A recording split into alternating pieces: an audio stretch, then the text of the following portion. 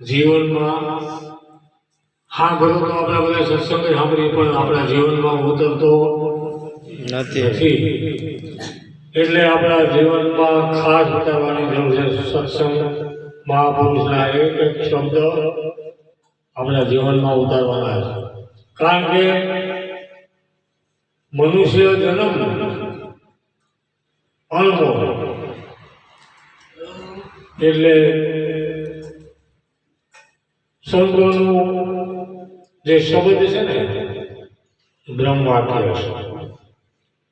એટલે ખરેખર જેના જેના જીવનમાં સંત મહાપુરુષનો શબ્દ અડી ગયો ને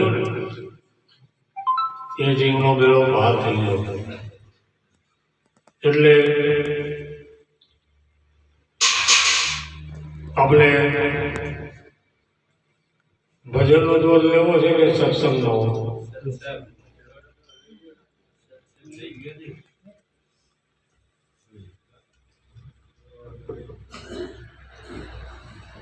સત્સંગ આપણે બધા બેઠા છે સત્સંગમાં. ત્યાં બેઠા છે સત્સંગમાં. અને સત્સંગ એટલે સત્યનો સંગ. એ આપણામાં કેમ બે હતો? સત્સંગમાં બેઠા પણ સત્સંગ આપણામાં બે હતો નથી. અને સત્સંગ જો આપણામાં બેસી જાય તો બેડો પાર થઈ જાય. એટલે જન્મ મરણ મહાપુરુષો જે છે જન્મવું અને મરવું, જો એ ફેરા મટાડવા હોય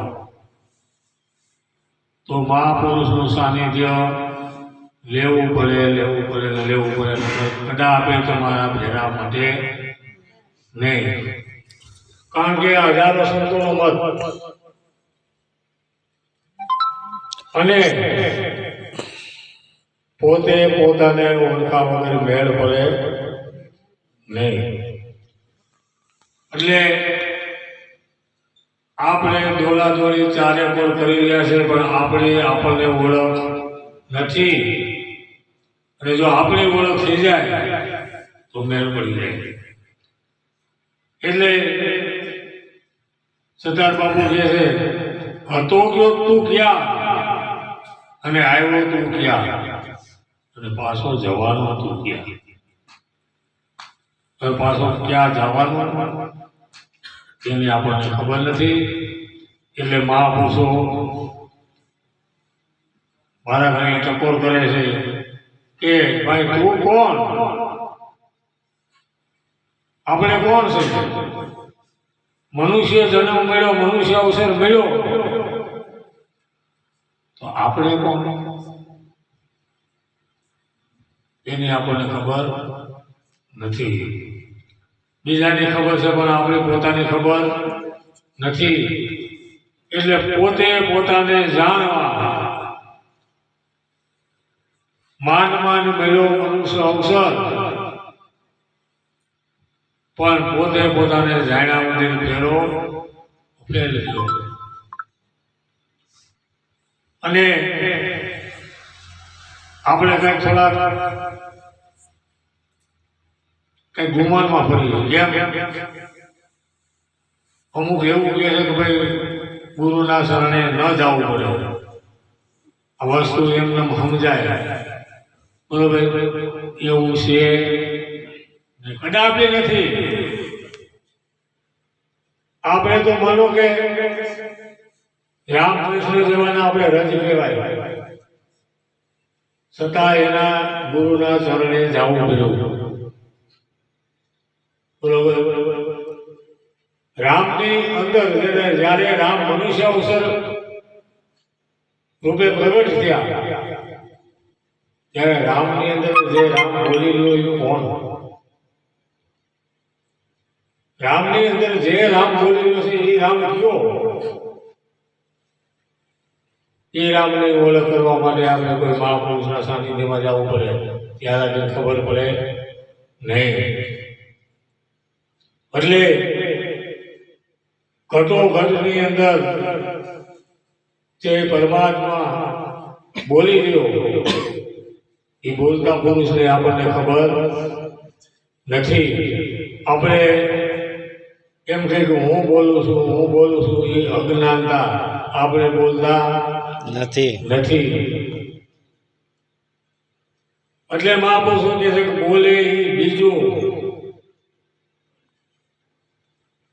બોલે એ બીજો, પરમેશ્વર પોતે બોલે એ બીજો નહીં, બોલે એ બીજો, પરમેશ્વર પોતે. જો અલખની ખબર પડે તો આપશો પોતે, તમે પોતે. બરોબર. એટલે ઘણા સંતો બોલ્યા છે બોલે એ બીજો, એની પારખ નથી એટલે કે છે કે હું બોલું, બોલે એ બીજો, પરમેશ્વર પોતે. અને જો પરમેશ્વર અલખની ખબર પડે તો આપશો પોતે. એને જાણવા માટે આપણે બધા નથી રહ્યા છીએ, પણ ઓળખાતો નથી. અને ઓળખાઈ જાય ને તો બધા મતના મટી જાય. એટલે સંતો કહે છે શું કામ મથો છો મથણા મથી આ જગતમાં કાંઈ નથી. બરોબર. બ્રહ્મા ગયા, વિષ્ણુ ગયા, શિવજીને કોઈ જોયા નથી. શું કામ મથો છો કે મથણા મથી આ જગતમાં કાંઈ નથી. એટલે આપણે મથી રહ્યા છે ભગવાનને મેળવવા માટે, પરમાત્માને મેળવવા માટે, છતાં મળતો નથી. અને મળતો કેમ નથી? તો કે આપણે દોટ અવરી છે, આપણી દોટ અવરી છે, પડ્યું છે તે આપણે બોલતા નથી, ગોતી છે.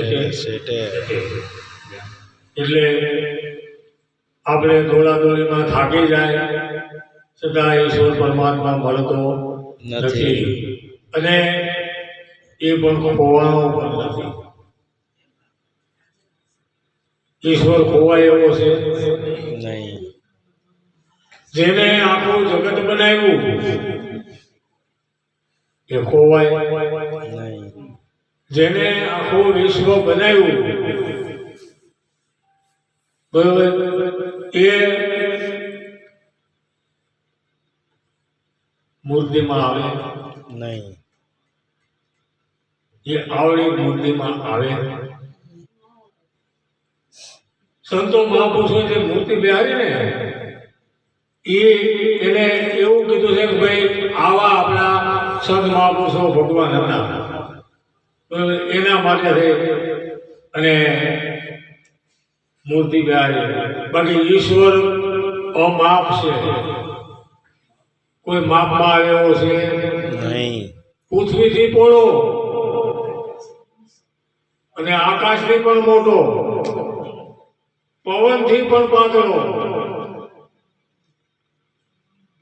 એવો ઈશ્વર પરમાત્મા.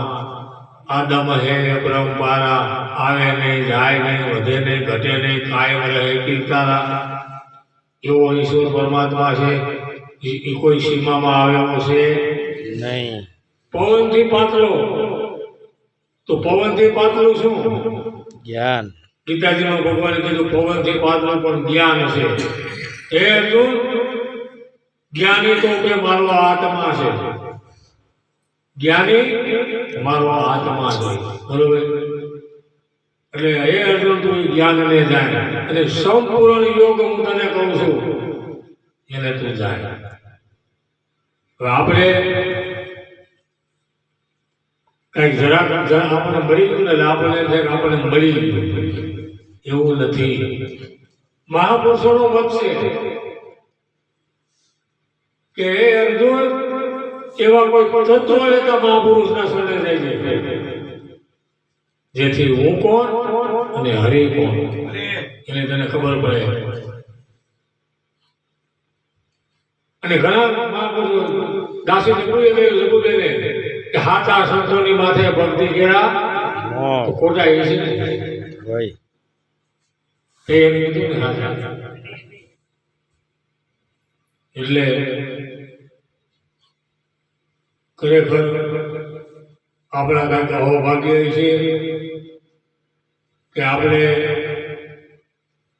આ સંતની સભા એટલે હંસની સભા એની અંદર આપણે બેઠા છીએ અને આ સભાની અંદર મારા બાપુએ ગાયું કે રામ સભામાં અમે રમવાને ગયા હતા, પછી ભરીને રસ પીધો અમે પૂર્ણ.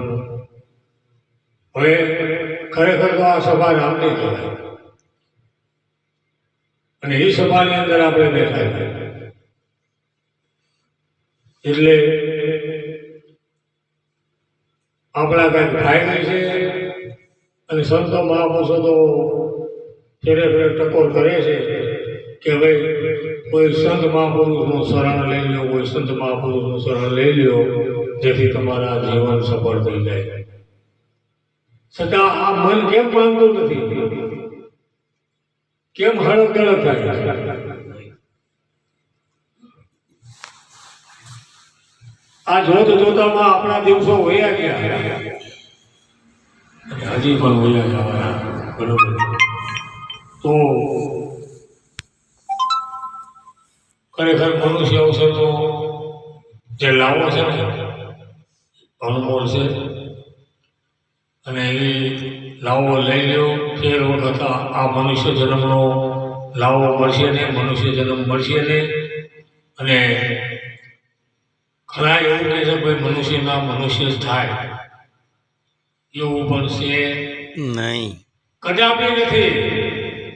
એવા કોઈ શાસ્ત્ર વેદોનો મત નથી મનુષ્યના મનુષ્ય જ થાય. કેમ? તો જો મનુષ્યનો મનુષ્ય જ હોય તો એ કર્મ કરવાથી બાકીનું હોય, પાપ કરવાથી. એને ખબર હશે કે આપણા પાસે મનુષ્ય જન્મ મળવાનું છે.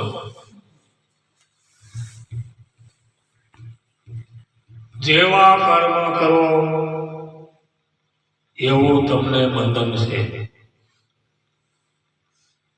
એટલે કે ભાઈ બાજરો વાવો તો બાજરો થાય, ઝાડ વાવો તો ઝાડ થાય, પણ એવું છે નહીં.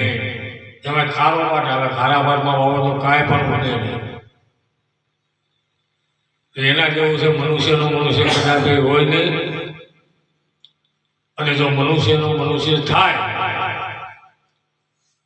તો આપણે નાના નાના હતા આવડી પબ્લિક હતી નહીં, આટલા વાહન નહોતા. સાયકલ કોક હારે લઈને આવે ને તો આપણે જોવા જતા. તો આ મનુષ્ય આટલા બધા ક્યાંથી ઉભરા? તો મનુષ્ય એમનામ જ હોય ને, વધે ઘટે નહીં. તો મનુષ્યનું મનુષ્ય જ હોય તો વધઘટ કેમ થાય? એટલે આપણો મનુષ્ય અવસર વારંવાર મળવાનો નથી અને મળ્યો છે તો આપણું જીવન સાર્થક બનાવી દે. બરોબર. અને સંતો મહાપુરુષો કે જે આપણી શ્વાસ નથી હારી રહી એને કોઈ એવો શ્લોક કીધા, કોઈ અવલ કવલ કીધા, કોઈ શ્વાસ ઉશ્વાસ કીધા. બરોબર. પણ એને હકાલવાની જરૂર છે નહીં, એ હાલી જ રહ્યા છે. 24 કલાક અને 32 ઘડી શ્વાસ હાલી રહ્યા છે, હકાલવા પડતા નથી. કોઈ કે ભજન કરો, સમરણ કરો, પિંગલા પિંગલાને હકાલો, સૂક્ષ્મણાને બંકનાળમાં, એવું કઈ છે નહીં અને એવું કઈ કરવાની જરૂર નથી. કેમ? બંકનાળની બજારમાં સુરતા નિશાને ચડી, બંકનાળની ખબર છે. બંકનાળ છે ને વ્યાપક છે, અંદર છે એવું નથી. બંકનાળમાં જો તમારી સુરતા નિશાને ચડે ને તો નામના ટંકોરા વાગે. પણ નામ નિશાને સડતું નથી. જેને જેને નામ નિશાને ચડ્યા ને બંગાળની બજારમાં સુરતા નિશાને ચડ્યા. એને કાંઈ હટાવવું પડે નહીં, હાલી જ લેવું છે. અને જે કુદરતે આની અંદર જે ઘડ્યું છે ને એમાં આપણે કાંઈ ફેરફાર કરી શકીએ નહીં. ફેરફાર જો કરવા જાય ને તો આપણે કાંઈ અધમુભા થઈ જાય, પાંગડા થઈ જાય. બરોબર? એટલે કોઈ કાંઈ કરવાની જરૂર નથી, જાણવાની જરૂર છે. યથાર્થ જે પડ્યું છે ભીતરની અંદર અથવા બહાર એને જાણવાની જરૂર છે. પણ આપણે જાણવાને બદલે એને ધંધે લગાવીએ. એટલે કાંઈ કરવાનું છે નહીં. અને કરતા પણામાં તો ઘણા ખોવાય પડ્યા. કરતા પણામાં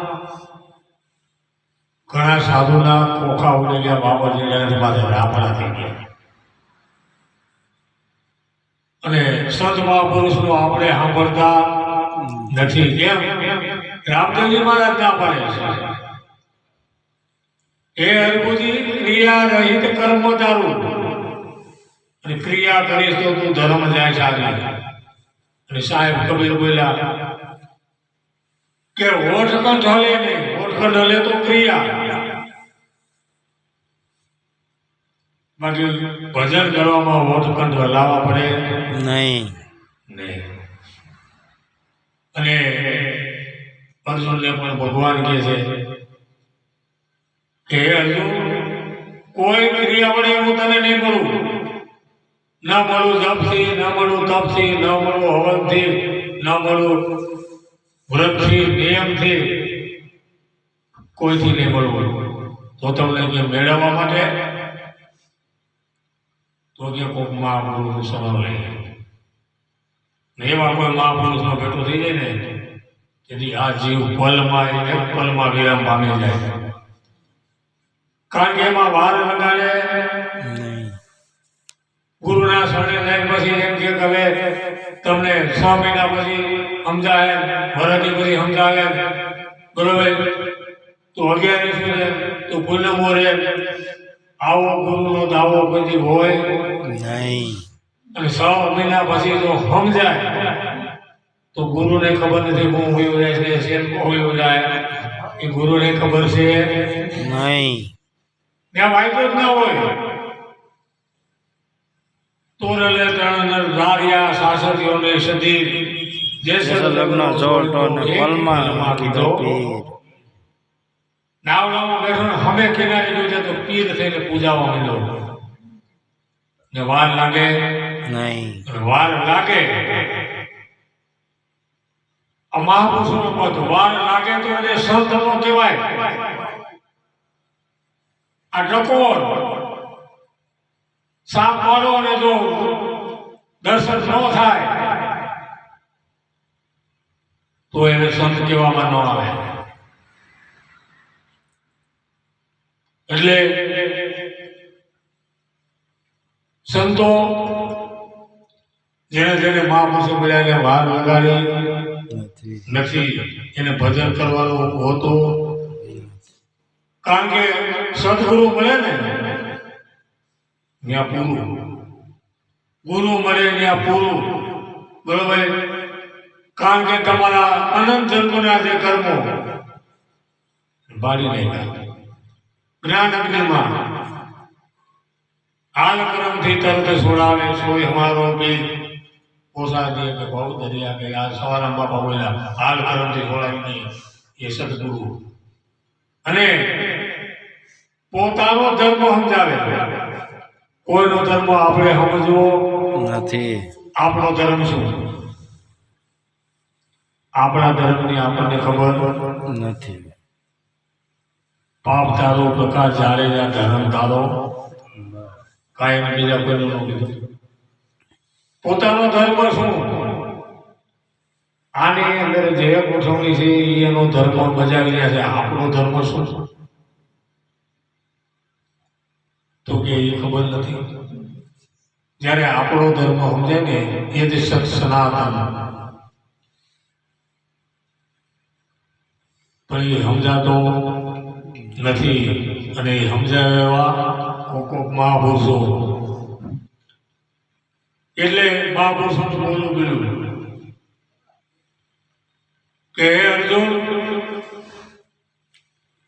તત્વ રૂપે તો મને ઘણાએ જાણ્યો, તારે ખમે ઉભો થવું, તત્વ રૂપે ઉભો થવું, મને જોઈ લે.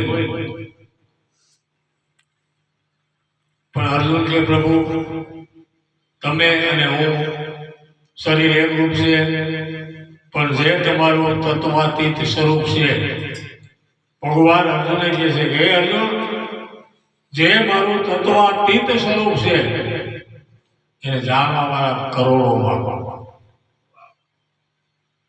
એને તું જાય. હે અર્જુન, તું એને જાય. એટલે આપણે મનુષ્ય અવસર મળ્યો તેનો સફળ ન જાય, એના માટે પૂરેપૂરું જતન કરજો. અને બધાએ બધાયરા અમને દર્શન આપ્યા, ખૂબ ખૂબ ધન્યવાદ. અને હવે ભરત બાપુને સાંભળવા છે, એટલે આપણે ભરત બાપુને વિનંતી કરી કે પધારો પ્રભુ, બધાએ રાહ જોઈ રહ્યા છે. બોલો સદગુરુ મહારાજની, સત સનાતન ધર્મની, પધારેલા હરિગુરુ સંતની, સદગુરુ સનારામ બાપા